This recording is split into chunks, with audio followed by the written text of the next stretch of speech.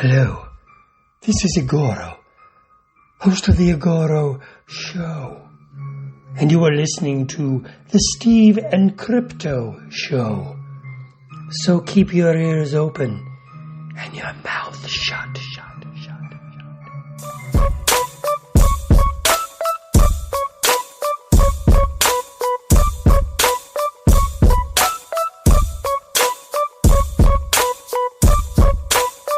Hey, welcome to the Steve and Crypto Show presented by thestevestrout.com. I'm Steve. I'm Crypto Zoo. Welcome to episode 157. And as always, before we get to the guests and all the good stuff, we got to get through some of the promotions and things to help this show run and help it keep going and help us keep entertaining all of you guys that are listening. As always, go to patreon.com/SteveCrypto to get a variety of content. You can contribute as little as $1 a month. There's a variety of things waiting for you there, from movie spoilers to board game talk, all kinds of different things. Go check it out. Patreon.com/SteveCrypto. And we have a Facebook group. We hope you consider joining.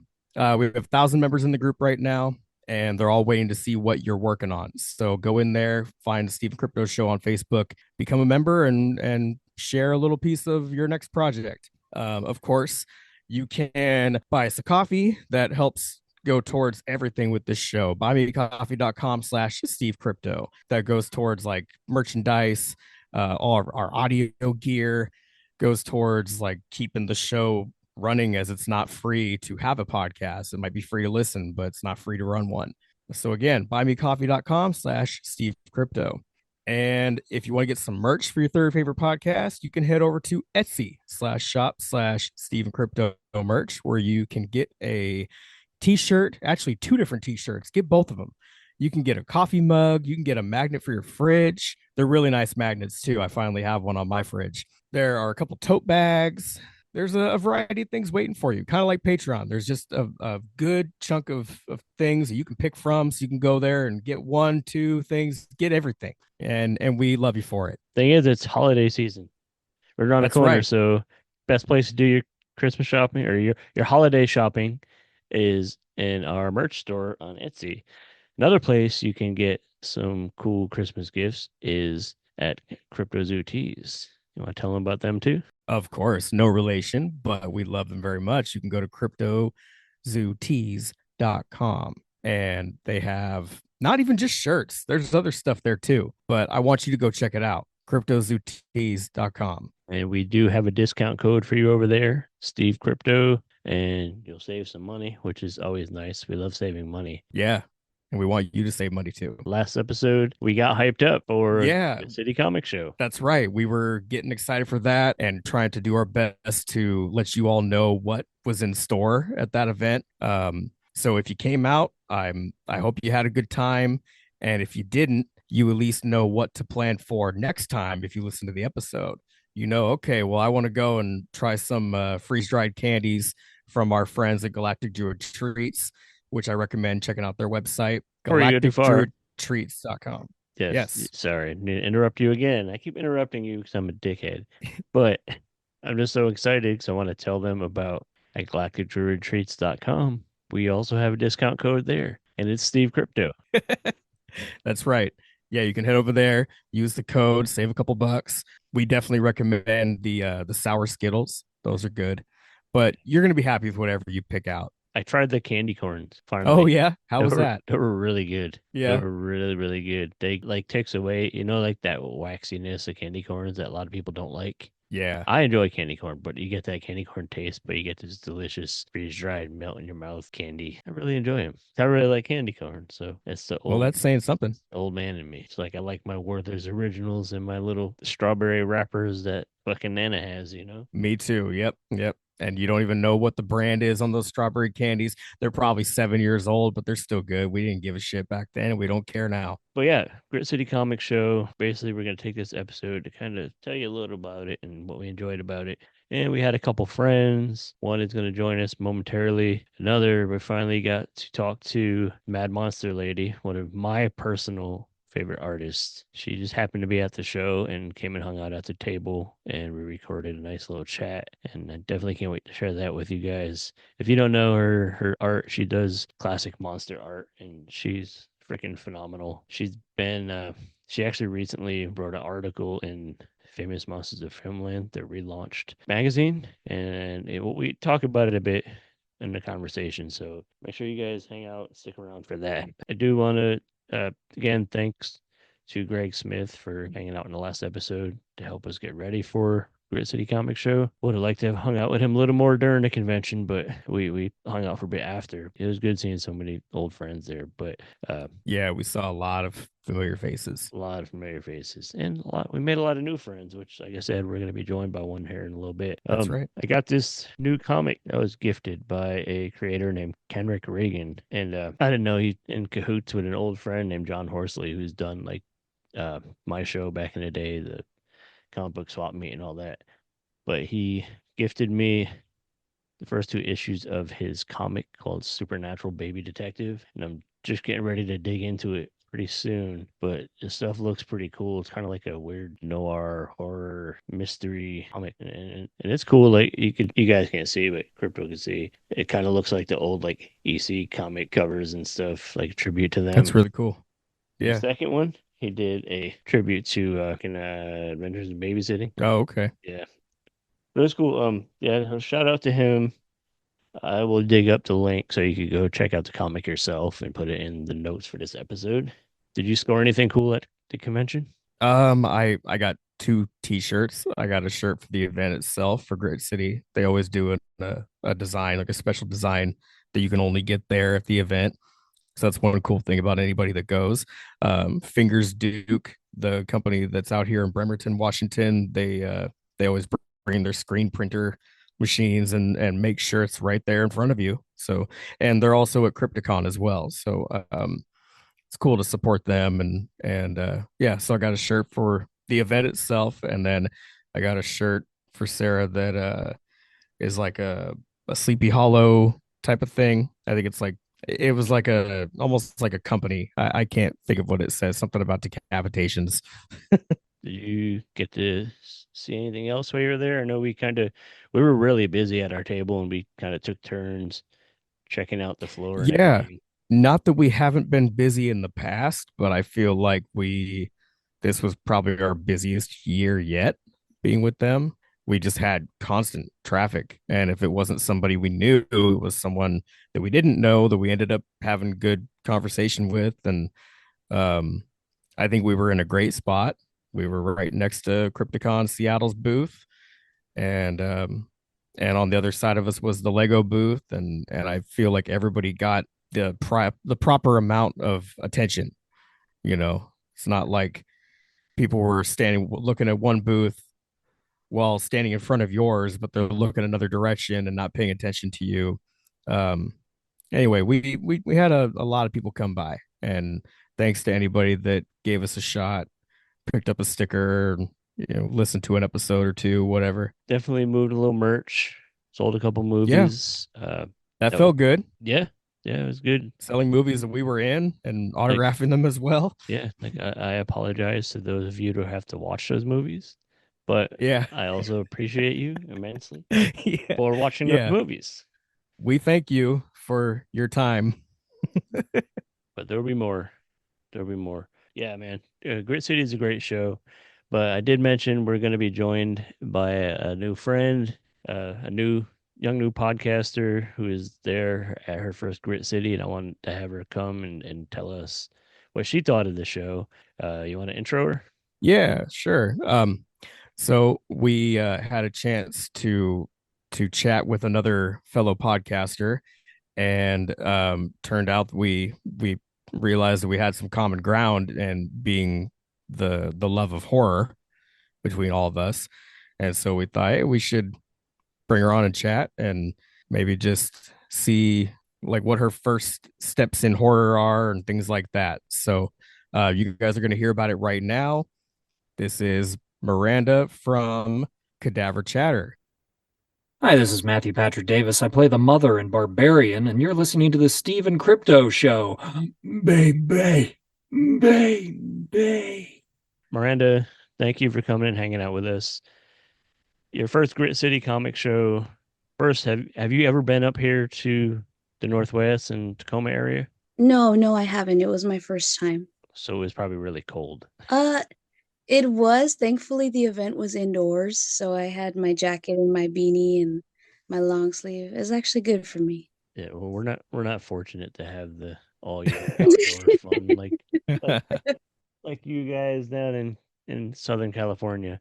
Where I live is like the coldest it gets here is like 40, 30 degrees maybe, the coldest. I live more towards the desert. So our winters get pretty cold, but I don't think they've ever been like below 30 or 40 degrees. We don't get that low that often out here, but we'll usually get like a good cold snap for like a week or two, and it'll kind of freeze a bit. But then the rest of the time, it's just rainy and miserable. So yeah, uh, what did you think of your trip to Tacoma and the Grit City Comic Show? It was definitely an awesome experience. It was 2 hours away from where my uncle was residing in Oregon. So I felt really nice to go two places in one weekend. I thought that was pretty sick. Getting there, like I really liked the way it looked. I rather enjoyed the whole gloomy weather and the rainy weather. So being there, I thought it looked so beautiful, and the show itself was different than what I see coming to shows here in California. Yeah, you're used to a lot of pretty big events out that way. So did you appreciate the intimacy of this one? Yeah, I did. I mean, I've never been to a comic convention like before. In California, we have a bunch of them, but I've never really attended those. I'm usually going for like the horror, the Halloween ones. And going to this one, it was a nice turnout from what I seen, like population wise. There's a lot of people there. There's a lot of artists trying to get their work out there. And I happened to talk to a couple, and they were really nice and very talented people. So it was really cool. Nice and talented. You're not talking about us then. No, yeah, No, we're you definitely not guys. talking about us. That's good. Did you pick up any cool merch or anything at the show? uh, I well, like I mentioned, I was visiting, so I was worried to get something that was too big that I couldn't take with me back home. So there were a lot of cool things there. Like I wish I could have gotten some clothes there. There's pretty cool shirts being sold there. I did grab a lot of stickers because I have like a sticker thing, like things I could put stickers on. My tablet cover, I'm always throwing stickers on there. Um, so I grabbed a bunch of stickers, and I figured, it's small, but it's something nice to bring back with me that's not like anything else I've seen. Yeah, for sure, for That's sure. cool. Did any artists or anything stand out to you that you recalled or? Uh, there was quite a few. I mean, there were all so many different art styles there. I met a man there who had previously made like he had his work published in a comic book that didn't really go through. They stopped production of it like halfway, so he was already done with all the pictures, but they shut the project down. And he had his work from that project there, and it was really beautiful. And I love a lot of the people's like different styles, and hearing their stories of what inspires them and the things that inspire them. Because I mean, I like comic books. I'm not as passionate about them as I am for horror, but uh I do enjoy them. I do appreciate them because of what my uncle does and what he was there for. So I've seen him start from having nothing, or like doing small pieces here and there and trying to get those out. And I know the struggle, at least from his point of view, from what I've seen. So, tell us about your uncle's company. I know you told us a little bit about it at the show, but hype it, promote it. Yeah, sure. My uncle was there. He's known as Decaster Illustration on Instagram. He has his company called American Retro Graphics, which specializes in books, comic books, graphic novels, blank cover pages that he draws on and he sells. And he's doing it from based in Oregon.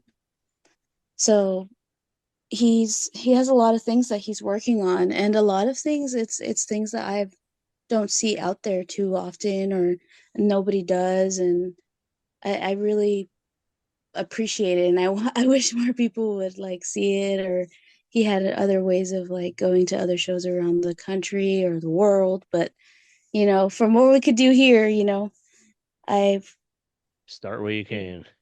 yeah, Yeah. yeah, he does a lot of he started doing a lot of his own work with like characters he created, and making books and comic books on his own with people he's met, doing coloring and helping him set up printers and learning about how the computers work for making books and such like that. And now he has this whole company, and it's just so cool to see how far he's come and what he's selling. And I really hope that you guys can see more of his work. He does go to a lot of the shows in Washington as well. We'll definitely keep an Cool. eye out. Make sure to get Yeah. us links to his stuff so we could share it in this episode notes and stuff, and make sure some of our listeners get to see it. So, Grit City Comic Show, there's something for everybody there. If you like horror, anime, just straight superhero stuff, there's some for everybody. There's toys, collectibles, comics. Like I found some old magazines and definitely found horror stuff. Yeah, you got I, some I, Frankenstein magazines or something, right? yeah, it's old Frankenstein comic, but we're usually like the main horror representation at the Grit City Comic Show. But tell us about your podcast. Oh yeah, my little She's like, oh podcast. yeah, So that. yeah. Um. I've listened to a few episodes already. You got a good start going. Oh, thank you. It's Yeah. definitely just something I wanted to do. I wanted to give back to the community in some way, and I have always wanted to try to talk to people about their favorite horror movies, shows, music, anything. I like talking to people about that.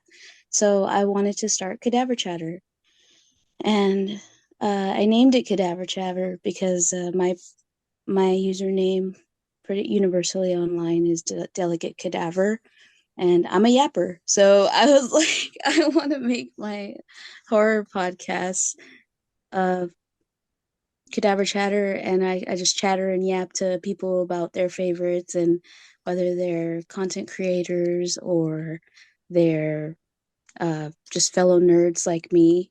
We can talk about anything horror, whether it's films, books, uh, art, games. I pretty much dabble into all of those things. So I wanted to make a podcast around those things. Well, good. I mean, that's a good combination to have a show to start is being able to, to be a chatter. Yeah. Just sit there, be quiet for an hour, not say a word. Yeah. Yeah. It's kind of scary because I've I worry too much about what people are gonna think, or if they're even gonna like it, and I get discouraged very easily. So I have to start like stepping out of my comfort zone and just accepting it. Like, I'm having fun. This is what I do, and if people don't like it, they don't have to listen, or there's not always something for everybody. So it's definitely helping me build my confidence back up to really just have a good time and just talk to people and my friends or new friends and see where it goes. Yeah, I have the same problem. I get very easily discouraged, and you have to just kind of get in the mindset of like do it for yourself.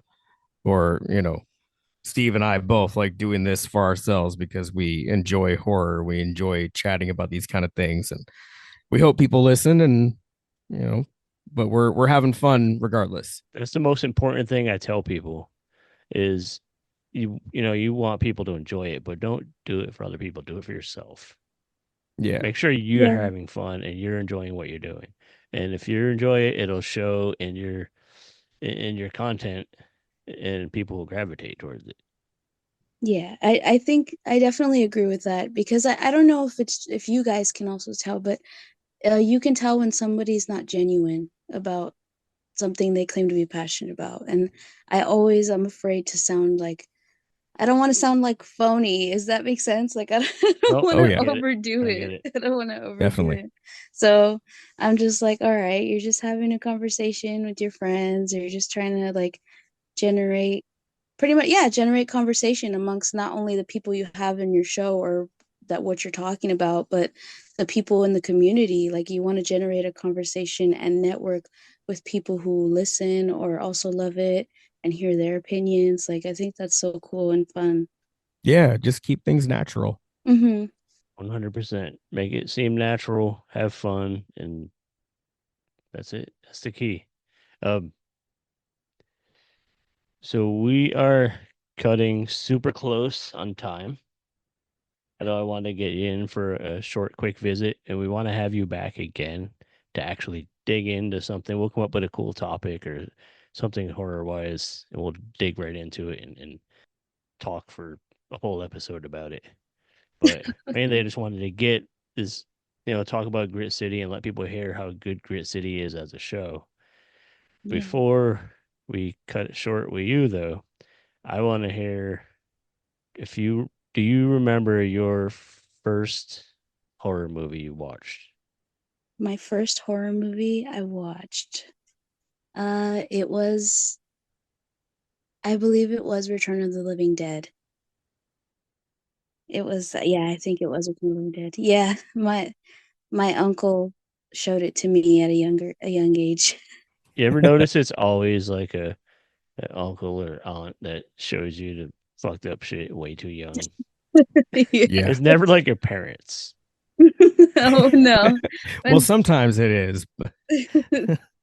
yeah, it was him. He had a collection of horror VHS, and he he I don't remember how it happened, but he was just like, "Oh yeah, you should watch this movie," and he put it on, and I fell in love with it, and I thought it was cool.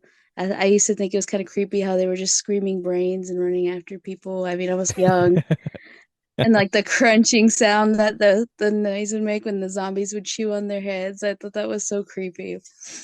But as I got older, I fell in love with it more, and it was definitely a treasure to me. It's an absolute classic. Oh, yeah. The soundtrack is amazing too. Oh, it's so good. Yeah. I heard that the before Trioxin theme was there, it was Walk Like an Egyptian in some countries, or it was different. And I don't know if that's true or not, but I seen a video of what the original cut is with Walk Like an Egyptian in the beginning, and it was really weird to me.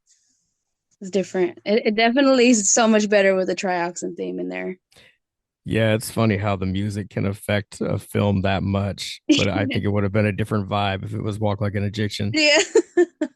I think so. That might have been like some home edited crazy thing. Yeah. Yeah. Yeah, I don't think a movie with that low of a budget was gonna get the rights to play that song at that Yeah, time because that song was huge when this movie came out. So it would have been they probably couldn't afford the rights to that one. So I feel like somebody yeah, did because I was that. like, I wonder if that's true or not. Because I saw it, I was like, I don't know if this is legit or like if this is what this is actually there. Thank you for coming and hanging. Um, Yeah. Thank you. Thanks for coming by the booth and chatting for a while.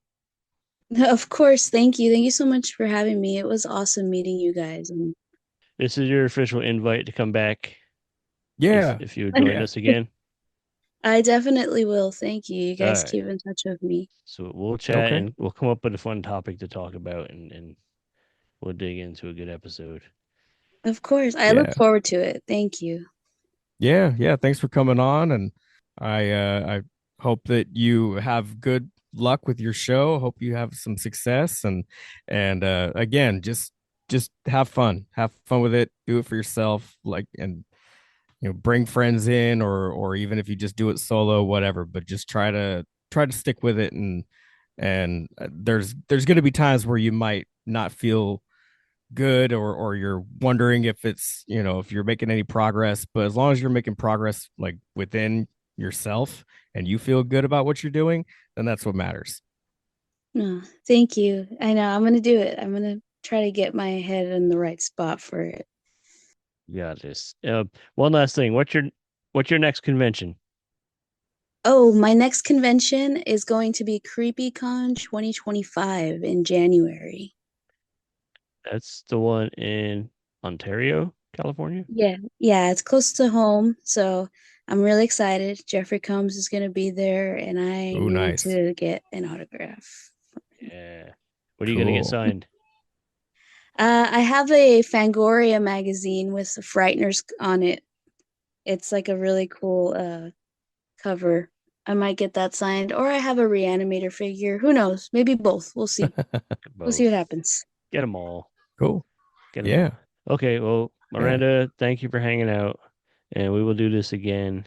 And right now, we're gonna jump right into, not back into, because we haven't been in there yet. We're gonna jump into our chat with Mad Monster Lady, and then we'll come back and wrap up this recap of Grit City.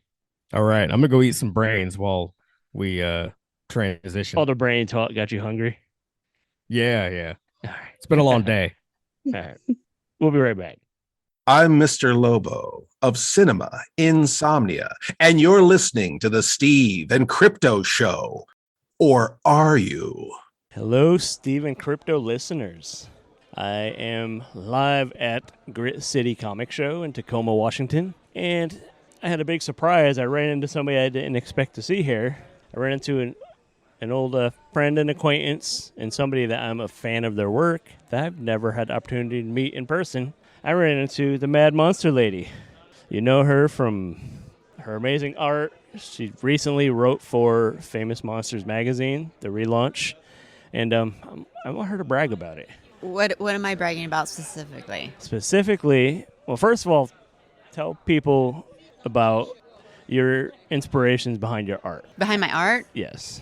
I just love monsters, you know, and I think Go-Go's from Famous Monsters, like his covers and stuff, just really intrigued me as a kid, and I just wanted to paint like that. So that's why I try to do like a cool vintage style with my art, and yeah. That's fair. I mean, you got inspired by legend, and it's just, I mean, when I'm obsessed with stuff like that, like I just want to paint it, you know, and then I think it's cool to add like some humanity to the monsters too, like because they'll have kind of sad stories, you know, so like I really try to focus on the eyes and stuff like that, and kind of showing like that humanity and like the sorrow that a lot of the monsters have, you know. And what about your background in art? I know you're a teacher and you teach art history like you told me before. Like, at what point in your life did you decide that that's what you wanted to do? Well, I've always loved art, you know, since I was a little kid. Like, I would go to my grandmother's house and she would, you know, teach me how to paint and stuff like that. So I've always been into drawing and painting. And just when I got older, it just, you know, I went to college for like a year and didn't know what I wanted to do. And then it just kind of hit me, like, I love art. Like, why don't I just go, you know, try to be a teacher? And then when I started doing like student teaching and all that kind of stuff, I really saw that I was good at it, and it's kind of like my calling, you know, like I was just naturally good at it. And it's just something that I really love. Like, to me, it's not a job. It's like, I have fun. I get to go to work and talk about art and do art and kind of share my passion with kids and stuff like that. So, you know, it's not a job. Like during the summer, like I get sad, like, Yeah, you know, I get it. When you're not doing what you love, it's kind of just. and that's what I tell disappointing. kids, man. Like, just because you can make a lot of money at something, like, do you really want to be putting your hands in people's mouths because you're going to make, you know, 120 grand, like being a hygienist? No. I mean, it don't sound too bad right now, but I know. compared to what I'm doing now, that sounds pretty good. I'd be doubling down and like, yeah. Yeah. But, you know, you always got to try to find something that doesn't feel like a job, you know, because you got to do it for like 25 years usually, you know, of your life. So. Were you like digging into the art history before you realized that it was going to be your career and your calling? Yes, I just always was fascinated by art. And then the cool thing just with art histories, there's like all the Art the clown is Art the overlooking Clown's us right now, behind us. which I love. I'm in love with him right now. I'm obsessed with him. But yeah, just the stories behind all the paintings and the artists and just like making it all come alive is just so interesting. Like I had a really good professor in college. I've always collected art books since I was a little kid, but then to hear the stories and to hear that stuff, it's just so invigorating. It's like electrifying to me, to be able to, now I get to talk about the art and share that my passion for it with the kids and hear them get passionate about it and all that kind of stuff. So it's pretty cool. Have you seen any of your students go on to kind of follow the footsteps a bit, or? Well, I have quite a few students that want to become art teachers because they see it's pretty awesome. You teach a lesson, for a traditional art class, and then the rest of the time, like it's just kind of helping them, and we're standing around joking and doing art and stuff like that. With art history, it's a little bit different of a class, but I have had a few students that wanted to actually go on and become like art historians or, even like archaeologists and stuff. So I thought that was pretty cool. Yeah. So you like inspired them in some way? Maybe, cool. I don't know, but it's just, yeah. So I just love art so much. Right. So when did the love for horror start? Do you have like a moment when you're like, I love this shit, or was there like a first movie or something that opened your eyes to it? It was just like since birth. I feel like people ask me that, and I'm just like, yeah, it's like since birth. Like my mom, Halloween was always like a big deal in our family, and my mom really loved the Universal monsters, and so she would show me books and things like that, and then I just started getting into them a lot when I was little, and then that's it. I was 10 years old writing book reports about Boris Karloff. Nice. Nice. So, well, I'm glad you're finally cool for being a weirdo now. Yeah, I know, cool. Right? Like people go, like, because I'm like, yeah, I'm a weirdo. I'm like literally wearing a patch that says I'm a weirdo right now. People go, oh, don't call yourself a weirdo. No, but it's good. It's good to be weirdo. I embrace it. Yeah. I embrace it. Yeah. Like, who wants to be boring? Who wants to be a square? Like, I don't want to live like that. I want to just be who I am, and this is what I'm into. And if you're going to give me a dirty look, whatever, that's on you. Like, I feel sorry for you, that you can't embrace yourself enough, in order to express yourself. So just be comfortable. Yeah. Accept who you are. Yeah. Rather than who everybody else wants you to think you're supposed to be. Yeah. Like, I'll go to the store and I'll get dirty looks from old ladies, but then the next day, a lot of old ladies will come compliment me. Yeah. So it's just like, it's just weird. It's like, you get dirty looks. It's just like, I'm used to it. It's like, because I dress like this all the time, like at school, whatever. Like, I'm always wearing monster shirts and see, to shit me, that's like that. normal. You're normal. You're not weird, I know. but Yeah. we're normal. We got our own, something. I don't know. Yeah. I don't know. It's just, well, it's like it's who us, we like, are. yeah, us like monster kids. Like, we just gravitate towards each other, Yep. So. Yep. Is this your first time at Grit City Comic Con? Yes. So what do you think of it so far? There's a lot of comic books. Yeah. Yeah. That's weird, huh? That's funny.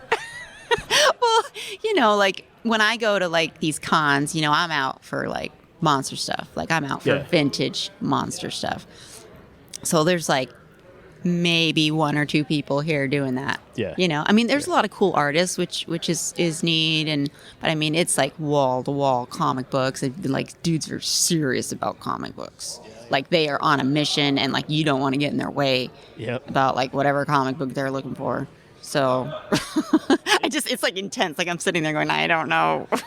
Like, toy shows, they're fun. Like, I could talk to them, whatever. But then these comic book people, not trying to put down any comic book people. No, love them, but we love you, but it's a little intense. It's intense, but I think it's cool about this show. A lot of the big like pop culture conventions, you don't see that much comics anymore. Yeah. It's all like fucking Funko Pops. Oh, God. Oh, man. There's a couple that I like. I'm very, very, very selective, though. Yeah.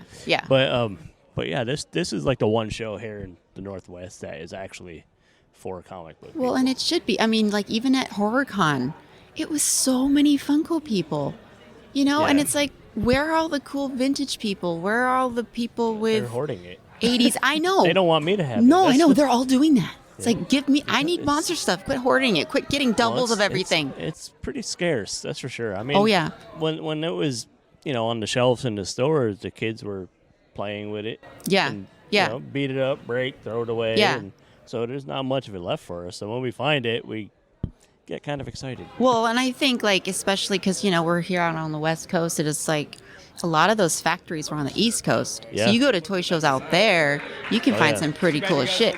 Yeah. So it's like out here, it's hard to find monster stuff out in the wild, like the good monster stuff. So, like when you do, it's, Get it. yeah, you get it. Snatch like, it up. Yeah. I know. And it's like, I could do a payment plan. Okay, I guess, So having been to a handful of these conventions, what's probably the coolest thing you've found at one? that I found at a convention Yeah. or like a toy show. Toy show, convention. I know it's a tough one. There's always cool stuff, but Dude, you're stumping me, man. yeah. I wouldn't be able to answer that. I Either. It's just okay. find so much cool stuff. I think one of the coolest things of recent, and it's not like ultra rare. It's just like the photoplay edition of London After Midnight, the book. Right. Because it has the stills from the movie with Lon Chaney and. Just the fact that it's lost, like it's so cool to be able to read the book. I remember when I found it, I was so excited. But like also, I really love collecting like foreign posters because of course we can't afford the originals. Like Kirk Hammett No. has all those, and they're like $1 million each. Jesus Christ! But have you seen his? No, his I collection? wanna. I know he was touring it. He did it at like there's like the Royal Museum or something in Canada. Yep. And there was a rumor that he was going to tour it through the United States, but I know that like he launched a tour in like Salem at a museum. I think. I think he did like one little, but hopefully, Like, yeah. We have the Mopop. Do it there. I know. That's the perfect place to do it. Oh, I know. Yeah, it would be epic. I Yeah, never I want to need leave. to- I go there like every day. Yeah. Let me buy a season pass and just hang This is out. good. I just sit here and I'll just stare at this Right. poster all day. And I work here for 3 months or something. Yeah. Yeah, can I That would volunteer? be cool. It's like, I'll volunteer. Yeah. On For sure. weekends, yeah. Can we get No, I need to just take bring time the off. kids for a field trip from school? It's like we're and- all just going to sit here every day, like take I a bus would. every single I day. would. No, Yeah. just- to be in the presence of that, yeah. Like that's what, similarly, like I tell kids, like go see art in person. It's so much different to see something in person rather than to see it like in a book. Yeah. Just to like, for me, I get up close and I see all the little flaws and the cracks, and it just makes it so much more alive, and it like connects it to you more. And then like where you can go like behind something, and see what the back looks like that you don't get to see in a book, or like the pieces of the canvas you can see, that you're not going to see looking in a textbook or whatever. It just connects you to that artist, so. Right. I don't know, but be in front of some of these monster posters. It's just like, that's what I love about posters and kind of like ephemera from theaters, because it's almost like it's like a time machine. Like this was in the theater when the movie that we love was out there. It's just like, it's just cool. I don't know. That's just it. Like it's exciting to me. So. Right. Speaking of cool and exciting, recently you had an article published in Famous Monsters, and that's a pretty big deal for somebody like us weirdos. Dude, that grew it up- was like, with being a little kid, like reading the magazine. Although in 2017, I had my art published in it Right. because I won that contest or whatever. But yeah, just to She's have. like, I won the contest. And It's Famous no big Monsters, deal. whatever. No big deal. What? But just to like have them publish it, and and then I got to meet Jim Warren at Famous Monsters Con, and so I had him sign it, and Right. it was so cool. I'm like, Mr. Warren, I have an article in this magazine that you started, so it was so neat. But just Lon Chaney, him and Karloff, they're my top two. Right.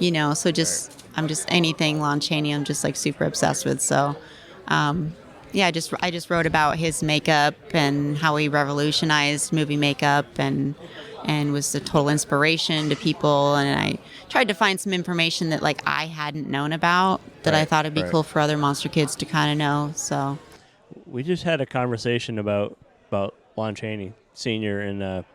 On a recent episode, our Halloween episode, with Anastasia Elfman, Danny's sister-in-law. Oh, okay. She's a huge Chaney fan. Okay. You should connect with her sometime. She's really cool. Like, hit her up on Instagram or something. She's okay. awesome. Yeah. Her and Richard Elfman, Forbidden Zone. Wow. Yeah, they're really cool people and very supportive of weirdos. Yeah. And they're making cool movies. They have a movie that they're touring right now called Bloody Bridget. What? And it's wild. Like, if it ever tours in an area or if it gets distribution, check it out. Cool. But, yeah, reach out to her. But, yeah, the article, unfortunately, I haven't had a chance to read it yet.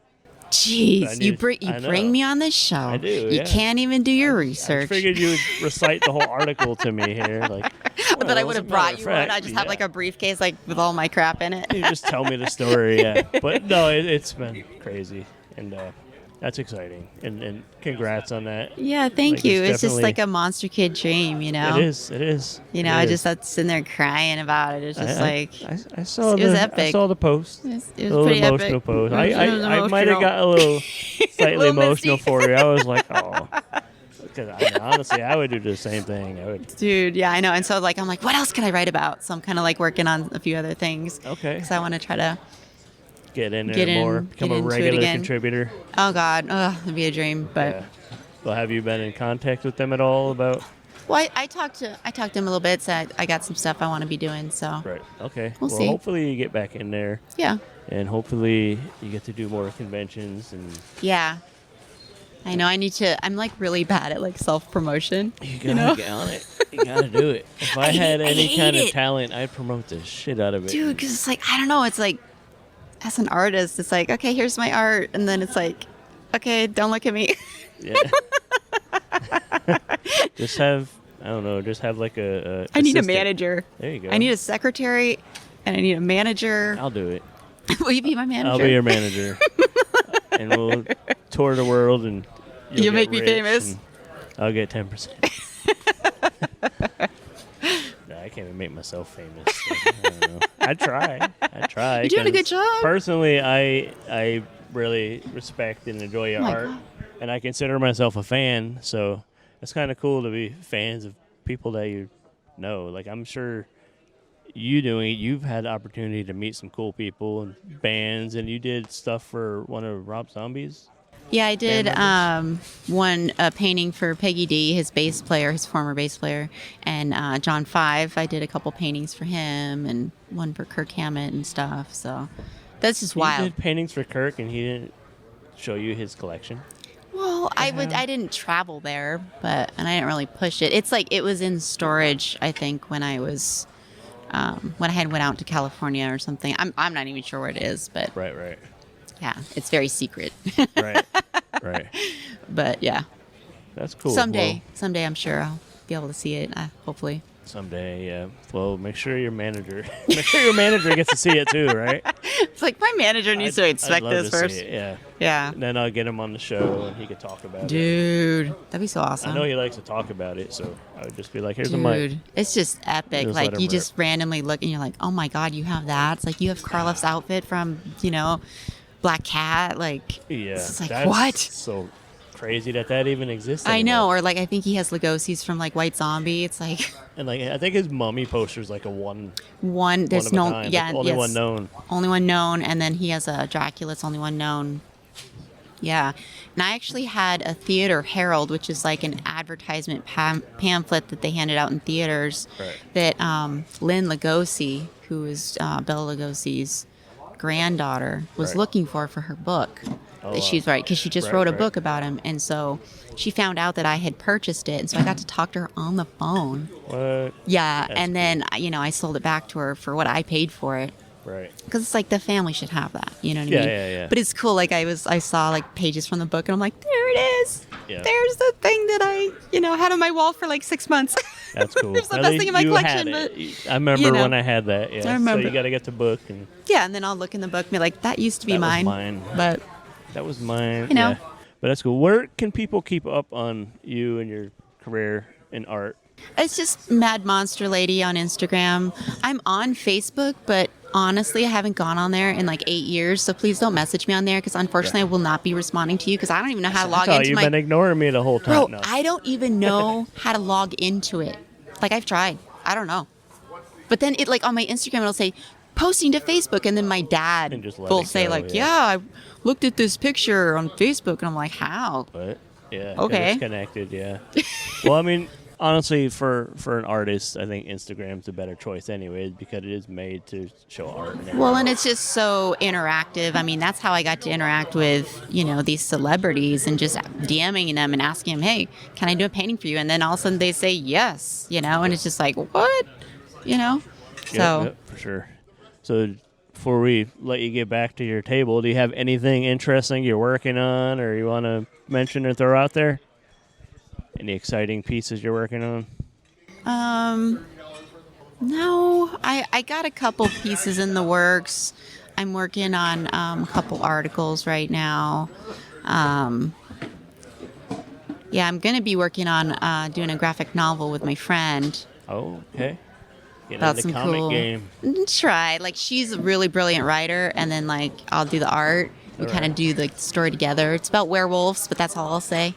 Okay. But well, keep me posted. Pretty epic. We'll talk about it again for sure. I'll tell you some secrets about it. But all right. Well, when we cut the mic off. Yeah. Okay. Yeah. Okay. Well, Mad Monster Lady, thanks for popping in, and it was good to run into you unexpected. Yeah, dude. So yeah, it was cool to finally meet. Yeah, it was awesome. We'll do this again. Definitely. And we'll go see Kirk Hammett's collection. For sure. You got to have me on the show more, man. I'll talk about monster shit all day. Anytime. All right, dude. Anytime you want. All right. All right.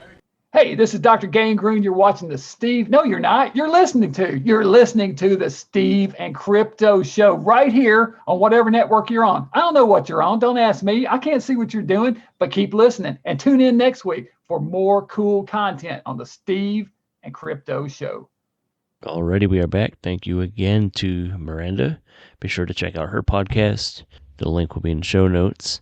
And of course, thanks to Audrey, the Mad Monster Lady. Please support her art.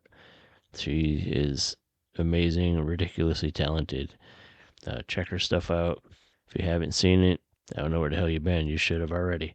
But go find it. Of course, both of their links will be in the show notes. Thanks to Grit City for having us out again. We love this show. We consider it one of our home conventions. And we look forward to next year. And before we wrap up, I got to let you guys know about this great company called Gothcloth. Go to gothclothco.com and use the code GHOUL10. And you could shop from a large selection of shirts, memorabilia, apparel, odds and ends, decor, everything. There's so much to offer on their site. And one thing I really like about this company is, one, it's a women-run company. That's wonderful. They're also very conscious environmentally as they make stuff to order. They don't batch things so you're wasting product and everything. They're really conscious of their footprint, And I think that's a good, honorable thing. But this is a great company. We've gotten some gear from them, and I love it. And I'm going to look forward to getting some more, but hopefully you guys get some, especially with the holiday season right around the corner. Get on it. Like I said, use the code GHOUL10. Their link is in our show notes. And with that out of the way, this is going to be our last episode until after Thanksgiving. And this was our last appearance/convention of the year as well. So we're going to regroup and get ready to get through the holidays and come up with some interesting stuff to chat about with you guys. Maybe some cool new guests and some old friends. And there's going to be a lot happening. We're looking forward to rolling into 2025 with you guys. And thank you guys for sticking with us. Thank you guys for supporting. Thanks for following us on social media. Thank you for supporting our Patreon. Patreon.com/SteveCrypto. Of course, we're putting up interesting content over there. Hopefully you guys are digging it. And keep spreading the word about this show. And yeah, we appreciate you guys. And we will see you soon. And thanks for the support. Thanks for the love. Have a great holiday season. And we love you guys. Peace.